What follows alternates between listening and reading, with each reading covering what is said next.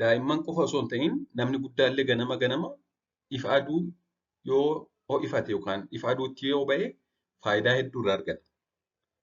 Har'a mee faayidaa ifa aduu ganama ho'ifachuu kan jedhu ilaalla.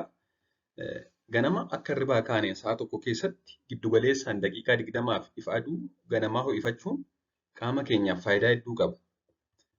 Isaan keessaa kanneen gurguddoo ta'anii kan jalqabaa akka nuti sissi'oofnu nu taasisuu fi muudii keenya sirreessuuf gargaara. Ganama ifa aduu ho'ifachuun hanga hormoonii meelaatooniin qaama keessaa jiru gadi buusaa. Akkasumas hanga hormoonii kortisool qaama keessa jiru immoo ni dabala. Kortisooliin qaama keessa dabaluun akka nuti sissi'oofnu taasisuu fi dadhabbii hir'isuuf ni gargaara. Akkasumas meelaatooniin ammoo hormoonii hirribaa jedhamee beekama. Hormoonii hirriba nama qabsiisu.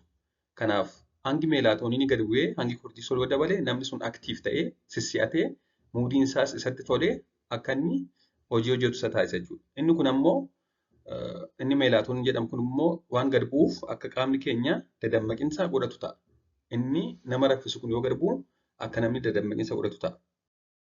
Inni gara biraan qulqullina hirribaa fooyyessuufidha. Meelaatooniin ganama irratee guyyaa dabalaa ooluudhaan galgala sadarkaa olaanaa irra waan ga'uuf galgala hirribni keenya sirriitti nu qabee akka nuti hirriba nagaa rafnu nu gargaara. Kana malees ifni aduu ganamaa fedhii nyaataa fooyyessuuf, dandeettii yaaduu fi yaadachuu cimsuuf, ulfaatina qaamaa yookaan furdina hir'isuuf.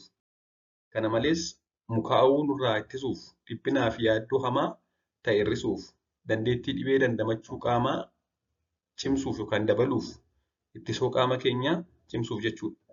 Akkasumas fayyummaa lafee keenyaaf hangi vaayitaamin D qaama keenya keessaa akka dabalu waan taasisuuf fayyummaa lafee keenyaaf akkasumas dhibee kaanserii garaagaraa fakkeenyaaf kaanserii gogaa, sombaa akkasumas wantoota akkasii nurraa ittisuuf ni gargaara.